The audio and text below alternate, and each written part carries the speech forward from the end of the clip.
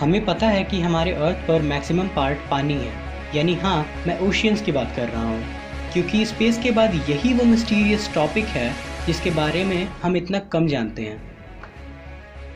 आपको ये जान के अजीब लगेगा कि हमारे मॉडर्न टेक्नोलॉजी के बावजूद हम ओशियंस के बारे में सिर्फ 5% ही जानते हैं, मतलब इसका 95% अनएक्सप्लोर्ड है। ये वीडियो इंटरेस्टिंग होने वाली है, इसलिए इसे एंड तक ज़रूर देखना, क्योंकि वीडियो के एंड में मैं आपको एक अमेजिंग फैक्ट भी बताने वाला हूँ। So let us wonder about its known 5%। Oceans and formation of seas. Oceans को सिंपली समझे तो ये वो लार्ज वाटर बॉडीज़ हैं जो किसी प्लैनेट के हाइड्रोस्फीयर को कवर करती हैं। हमारे प्लैनेट के केस में हमारे पास 5 ओशियंस हैं: Pacific, Atlantic, Indian, Arctic and Antarctic. जब ये ओशियंस किसी आइलैंड चेन की वजह से स्प्लिट होती हैं तो सीज यानी समुद्र बनते हैं और इन्हें बॉर्डरिंग सीज कहा जाता है, जैसे Mediterranean sea and Caribbean sea. What does the sea bed look like? Sea bed गहरे समुद्र के अंदर के सरफेस को कहा जाता है, जिस पे आज तक बहुत कम रिसर्च किए गए हैं। हालांकि साउंड वेव टेक्नोलॉजी के हेल्प से हमें ये पता है कि वहाँ वैलीज, माउंटेन्स और फ्लैट सरफेसेस भी हैं, और ये बदलते रहते हैं, मतलब वहाँ के स्ट्रक्चर्स में हमेशा कुछ ना कुछ चेंजेस आती रहती हैं।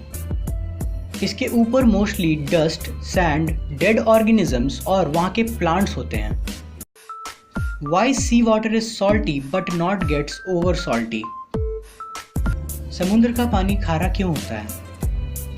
पता है, जब बारिश होती है ना, तो ये मिट्टी और बाकी ऑब्जेक्ट्स के सॉल्टी सरफेसेस के साथ बहकर रिवर्स, सीज और ओशियंस तक पहुंचती है, जिसके कारण ये सॉल्टी होती है।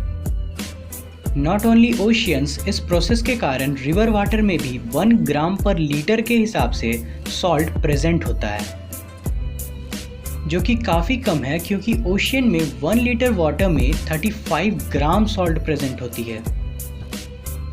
But why it doesn't get over salty? Oceans में जो एनिमल्स और प्लांट्स होते हैं वो इन सॉल्ट्स को एब्जॉर्ब कर लेते हैं, जिसके कारण ओशियन वाटर कभी ओवर सॉल्टी नहीं होती। Nature is really great. Storm tides.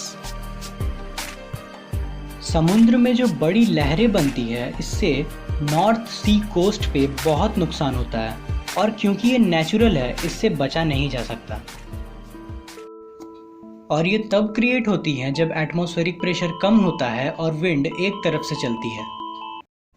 Icebergs.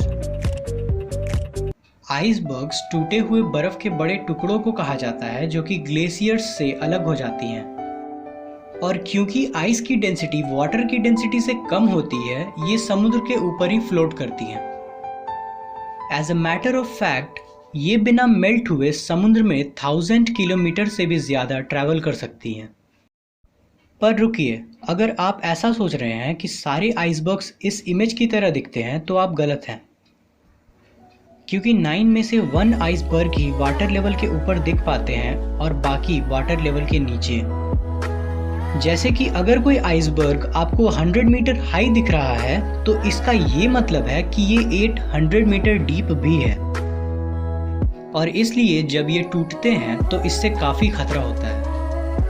Why ocean waves are formed? अगर ओशियन के वाटर को हम लेयर्स में डिवाइड कर दें, तो इसकी ऊपर की लेयर विंड के साथ कंटिन्यूअस फ्रिक्शन में होती है, जिसके कारण ये वेव्स जनरेट होती है, और ये लेयर विंड के डायरेक्शन में मूव करने लगती है, जिन्हें टिपिकल मोशन ऑफ सीज कहा जाता है।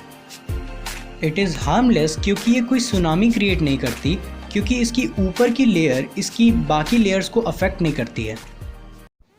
Now get ready to claim today's amazing fact. Sharks के चलते 12 ह्यूमन बीइंग्स पर डे मारे जाते हैं। पर फैक्ट ये नहीं है, ये है कि बाय ह्यूमंस 1400 से भी ज़्यादा शार्क्स पर आवर मार दिए जाते हैं।